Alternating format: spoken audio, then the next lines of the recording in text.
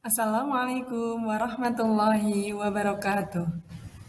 Perkenalkan, nama saya Tri Wijayanti dari SMA Al-Abidin Bilingual Boarding School Surakarta atau SMA ABBS Surakarta. Saya CGP Angkatan 4. Pada kesempatan kali ini saya akan menyampaikan tugas 1.1.A.9 yaitu koneksi antar materi, kesimpulan dan refleksi pemikiran Ki Hajar Dewantara. Sebelumnya saya telah mempelajari materi 1 sampai 6 di mana di sana saya diberikan kesempatan dalam ruang kolaborasi, terus refleksi terbimbing, demonstrasi kontekstual dan juga elaborasi pemahaman. Pada kesempatan kali ini saya akan mengkoneksikan apa yang telah saya pelajari selama 1 minggu ini dalam kesimpulan dan juga pemikiran serta refleksi dari pemikiran Ki Hajar Dewantara pada pembelajaran yang akan saya gunakan di kelas.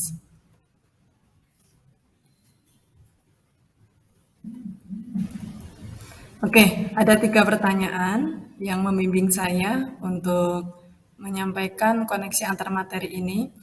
Pada awalnya atau pada mulanya, sebelum saya mempelajari modul 1.1, saya beranggapan bahwa siswa itu mempunyai multiple intelligence, di mana saya beranggapan bahwa siswa mempunyai ataupun menguasai beberapa bidang keahlian. Contohnya siswa bisa pintar dalam matematika, siswa bisa pintar dalam seni, dan lain sebagainya. Yang kedua, pemikiran saya terhadap siswa itu adalah siswa merupakan kertas putih, di mana guru itu dapat membentuk karakter siswa sesuai dengan kehendak yang diinginkannya. Yang ketiga, saya masih menganggap bahwa belajar di dalam kelas itu adalah belajar terbaik. Dan yang keempat adalah sumber belajar, bahwa siswa, guru adalah sumber belajar terbaik ya di dalam pembelajaran di kelas. Tetapi setelah saya mempelajari modul 1.1, akhirnya pemikiran saya terhadap siswa ini sedikit demi sedikit mulai berubah. Di mana yang tadinya saya berpikir, saya beranggapan bahwa siswa itu bisa menguasai berbagai bidang keahlian, itu ternyata tidak tepat. Ya. Karena di sini siswa itu punya keunikannya masing-masing.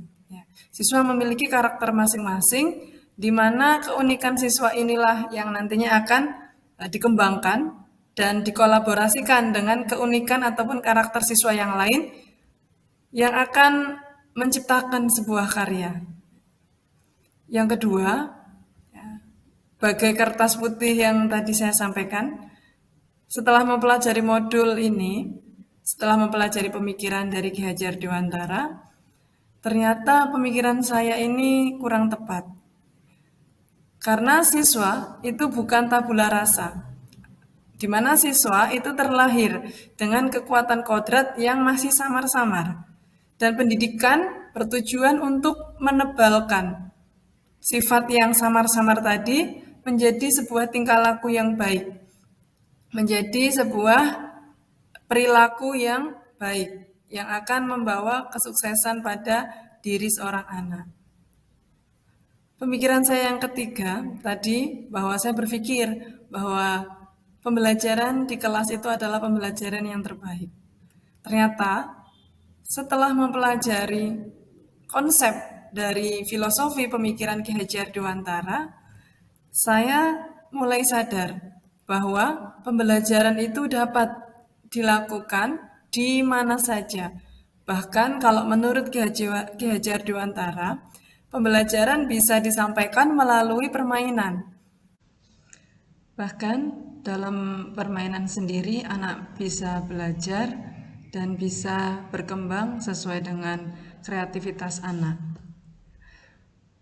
Contohnya saja permainan yang mengangkat budaya lokal itu akan lebih mendekatkan siswa dalam belajar. Siswa akan lebih senang, siswa akan lebih mengerti manfaat dari belajar, dan mereka merasa nyaman, tidak merasa tertekan dalam belajar. Ya, itulah setelah saya mempelajari konsep dari pemikiran Ki Hajar Dewantara, maka tugas kita sebagai seorang guru adalah menciptakan pembelajaran yang menyenangkan, bisa melalui permainan-permainan, baik itu yang tradisional maupun permainan yang membuat anak bisa berkolaborasi dengan anak yang lain. Yang keempat, yang tadinya menurut saya sumber belajar itu berpusat pada guru, ternyata kurang tepat. Karena menurut Ki Hajar Dewantara, ya, belajar itu bisa dipusatkan kepada siswa. Jadi pembelajaran yang baik adalah pembelajaran yang berpihak pada siswa, yaitu untuk menciptakan merdeka belajar. Karena anak dalam belajar itu mendapatkan dua macam, yaitu pendidikan dan pengajaran. Pendidikan itu untuk merdeka batin mereka, dan pengajaran itu untuk merdeka lahir siswa. Nah, dari apa yang sudah saya pelajari dari pemikiran dan filosofi Ki Hajar Dewantara, maka segera mungkin, ya, sesegera mungkin saya akan menerapkan lebih baik ke dalam pembelajaran yang saya ajarkan kepada siswa di kelas. Yang pastinya pembelajaran tersebut akan mencerminkan pemikiran dari Ki Hajar Dewantara. Yang akan saya lakukan adalah menciptakan merdeka belajar pada anak, di mana ada beberapa penunjang ataupun rancangan yang akan mendukung merdeka belajar tersebut. Yang pertama adalah saya akan merancang pembelajaran yang kontekstual sesuai dengan budaya lokal, di mana setiap sekolah memiliki budaya lokal masing-masing, dan kita sebagai guru wajib untuk mengangkat budaya tersebut menjadi bagian dari pembelajaran di kelas. Apa manfaatnya? Manfaatnya adalah siswa akan merasa mempelajari sesuatu yang sangat dekat dengan dirinya, mempelajari sesuatu yang bermanfaat bagi dirinya. Bahkan melalui konteks budaya lokal, siswa bisa memanfaatkan barang-barang, memanfaatkan keadaan yang ada di sekitarnya untuk belajar. Dari sana siswa akan lebih mencintai apa yang dia pelajari, dan pastinya siswa akan menemukan makna dari pembelajaran. Yang kedua, saya akan menggunakan metode diskusi dan juga tanya jawab, yang mana dengan metode diskusi dan tanya jawab ini saya rasa akan membangun pemikiran siswa, akan meningkatkan kepercayaan diri, dan juga membangun komunikasi siswa. Karena dengan metode diskusi, anak bisa saling bertukar pendapat, anak saling menyampaikan gagasannya, ide yang ada di benaknya, serta anak bisa mengkolaborasikan dengan teman-temannya, dan dari hasil kolaborasi tadi pastinya anak bisa menyampaikan maksud dan harapan dia dalam pembelajaran. Melalui metode diskusi pula, harapan saya, pemikiran anak bisa tergali, karena saat anak mau menyampaikan pendapat, pastinya anak terlebih dahulu berpikir. Dan di sanalah anak bisa berkembang pola pikirnya.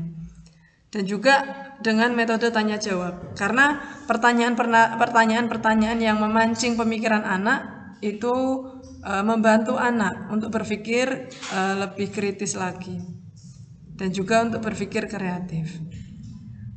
Dalam mewujudkan kedua rancangan yang sudah saya susun tadi, maka saya akan menggunakan model pembelajaran project based learning. Kenapa saya memilih ini? Karena dalam model pembelajaran project based learning, pasti di dalamnya anak nanti menerapkan diskusi dalam kelompoknya. Anak akan berpikir project yang akan dibuat tadi pastinya harus menyesuaikan dengan konteks budaya lokal, dan anak juga harus bisa berkolaborasi, mengkolaborasikan materi-materi yang sudah dia dapatkan.